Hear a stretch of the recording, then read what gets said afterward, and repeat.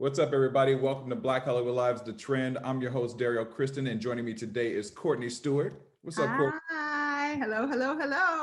Welcome back. We're back. Welcome back. We're back in full effect. I know, we trying. Well, we got a very special guest today with us. We got Derrell Smith with us. What's up, man? How you doing? We've been trying to get yes. Chef Derrell in the building. Right. We've been trying to do this for a minute, so we're happy to have you today. Yeah, I appreciate the time. Thank you. It looks like you're doing a little cooking already right there in the background. I see a lot of things going on. What you making tonight? In the kitchen. Making some grits. I got some grits on the stove. I'm fiending grits. I actually just watched one of the Mad Good Food episodes, and it was about grits. So I don't know, it's on my mind right now. Okay, then we have to ask you the big question with the grits. Sugar or cheese? Oh, come on now. I don't even put cheese. I just put salt and pepper with butter. Salt, pepper, butter, and thyme. If you give it a little bit of love, you got some good grits. No sugar. No sugar. Thank you. I'm with you on that. I'm salt, pepper. Sometimes I put in actually a little bit of olive oil with my butter, just to give that a little extra sense, Okay. But I've never flavor too. My grits. All right, good. We're all on the same page. Okay. I knew I liked you guys. We are happy to have you, man, and loving hearing what you're doing. And I know that formerly you were in the NFL, and you kind of transitioned into a new world of being a dope chef. So tell us how that journey kind of started and began and made you kind of realize you wanted to transition.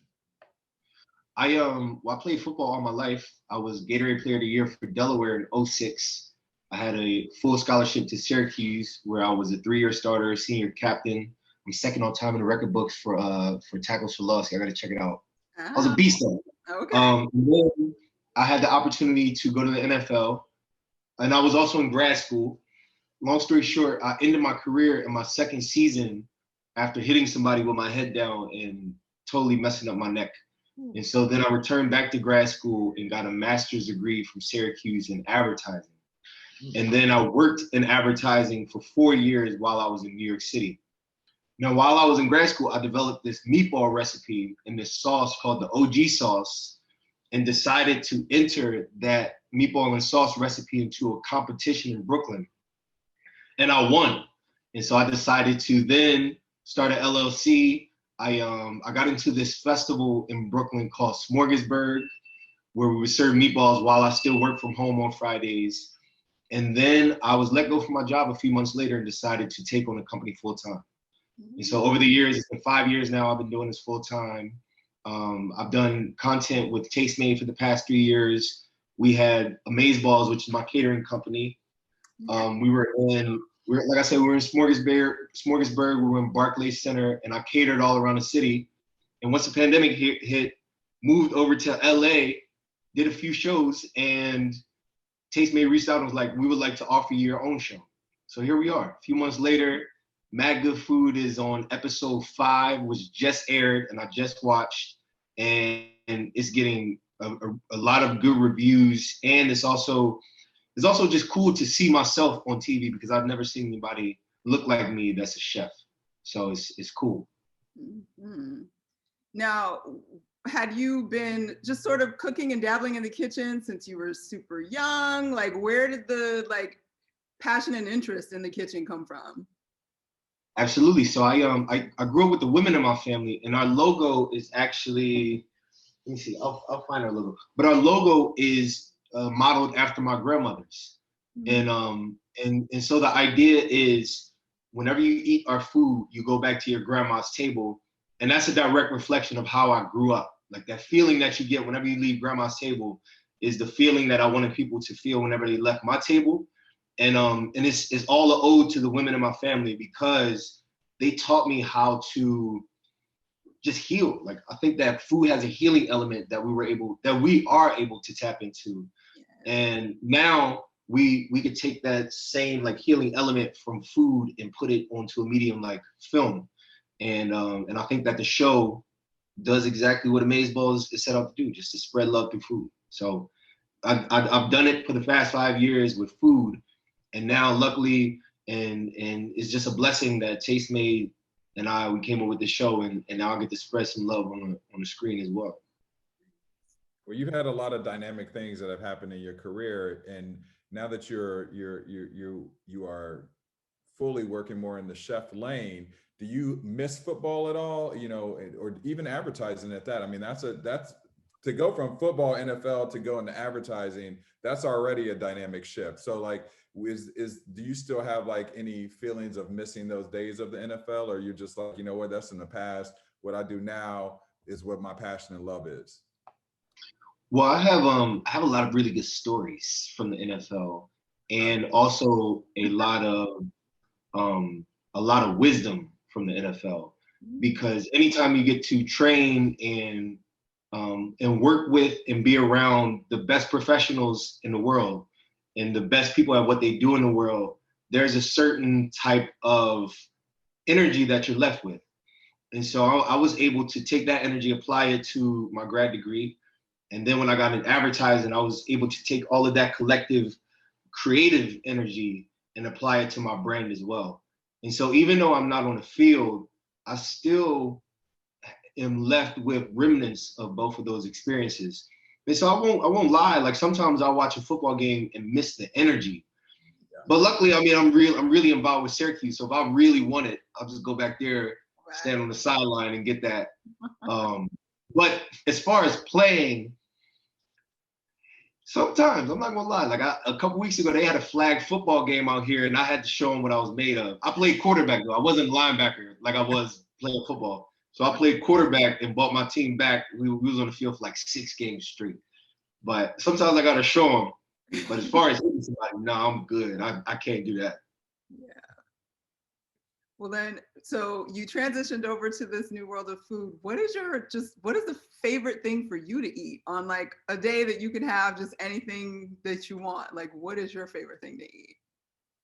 I would have to say meatballs, because meatballs are the thing that I started off with. And now like AMAZEBALLS is expanded into, we do like everything, anything under the sun. We got mac and cheese, we got brisket top mac and cheese. I got this really good nana pudding. And I also host these 3-seated like speakeasy style restaurant style food things in my apartment now. So I still get that feeling, but whenever I make meatballs, it's something special about it because I'll put so many hours, so much time, and so much love has gone into just meatball making, delivering meatballs. Like the stories I could tell about just delivering meatballs in New York City by myself are ridiculous. And so whenever you put some type of love in that time, every time I eat it, it just takes me back to a moment. And so meatballs are the thing that if I ever make, you want to be at the front door, first in line, because yeah, that's the best thing. They're probably one of the best things you'll ever eat in general. And I'm that confident in it. So yeah, you said that with a lot of swag and confidence. So I'm just gonna throw this out there. If you ever need any food samplers, I know. always make ourselves available. I mean, yeah. we're right. Yo, now that I know y'all in LA, I would love to have y'all over. I would love to host you for dinner. Absolutely. And when you were talking about like the reactions off of your food, what's been one of your favorite moments when you saw someone just really enjoy your food? I would have to say, actually, I don't know if I could tell that story. But when we would you said what? I said, please do. All right. Well, a couple weeks ago, right? I had a dinner at my apartment, and one of my really, really good friends is a gay man, and we had another woman at the table who was like she was tired of men. She was like, I really want to be with a woman, and I'm scared of how I was brought up, how I would be seen, right? And one of my really good friends, he just talked to her about the moment that he knew that he was a gay man, how he had to bring it out to his family, and like that feeling, like the feeling that he had of being in love. And I remember when she had left, we started dinner around 7 p.m. And I think she had left around 3 or 3:30. So we all sat at my kitchen, like took shots of sake. I'm not sure what we had for dinner that night, but by the end of it, she left in tears.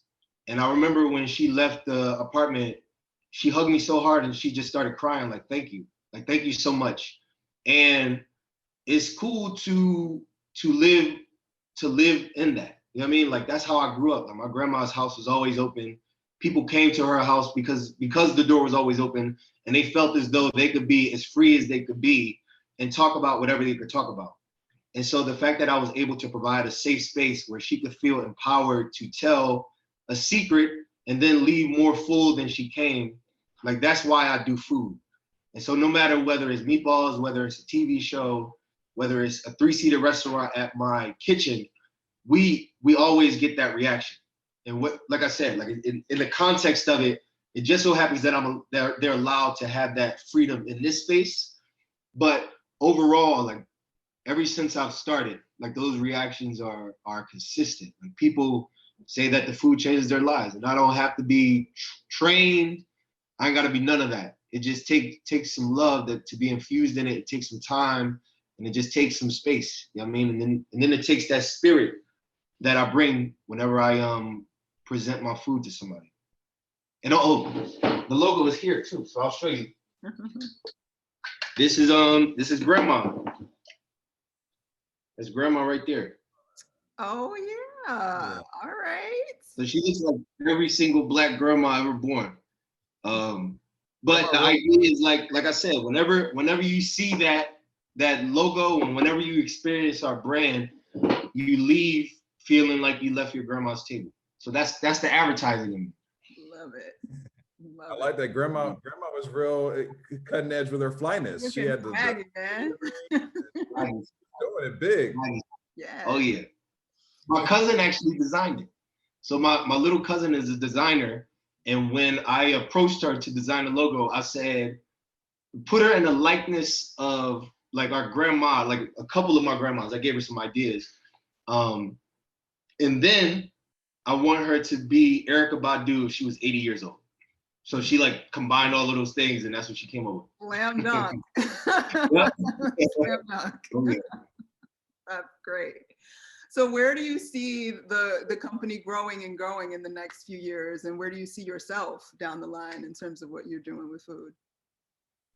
Well, I know that I have a mission. And so no matter what that forum is, whether it's video, whether it's food at my kitchen, whether it's food at a restaurant, I'll just always continue to spread love through food.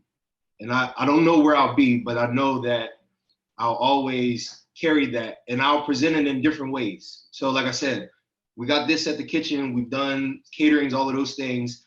I just recently partnered up with WIC, which is like a government assistance program. My mom grew up on WIC. And so I was approached by Tom Coughlin's organization a few weeks ago to do a food demonstration for children with cancer.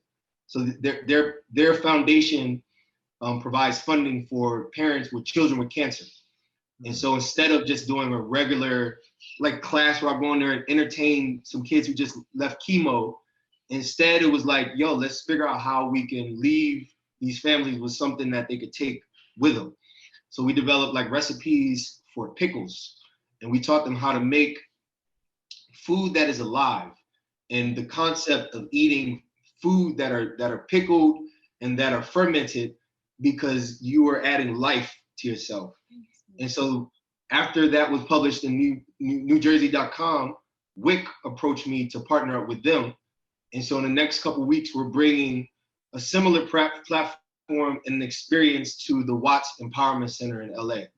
And so, like, it'll just be more things like that. Like, that's what I'm in it for. And then hopefully, like, doing more TV, because I enjoy it and I'm good at it. So why not? What have you enjoyed the most about doing TV and being on the show? Well, it was beautiful because Tastemade did it right. Like, our EP is a Black woman.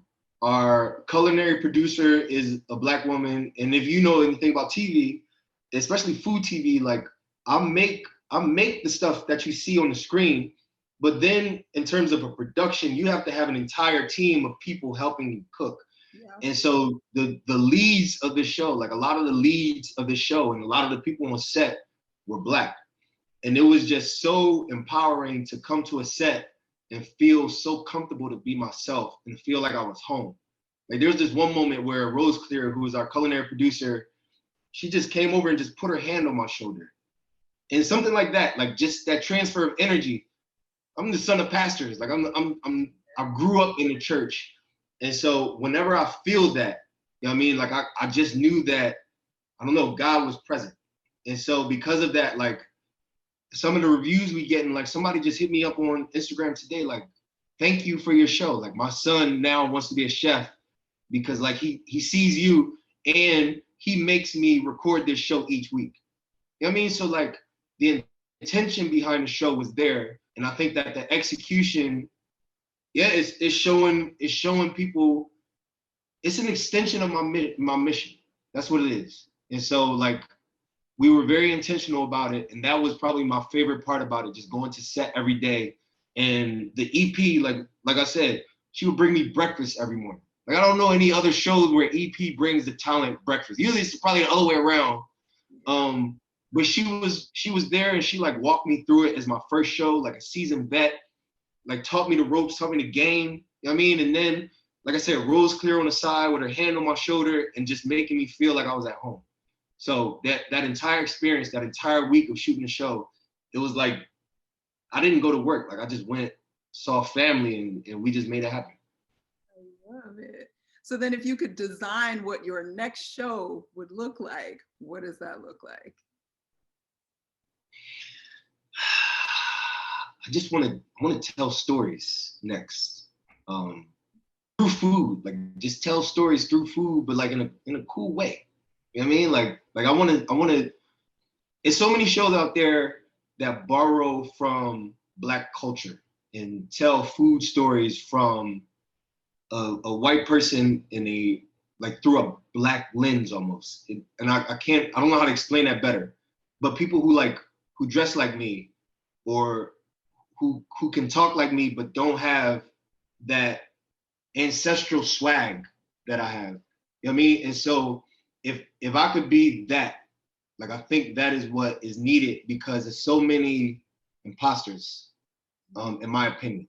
And so to be able to tell those type of stories with somebody who's actually Black, like, and I feel comfortable enough saying that because this is, I mean, like, this is the new Black woman story. But yeah, but that's what I'm saying. Like, it's a lot of people who dress like they Black, who talk like they Black, but aren't Black.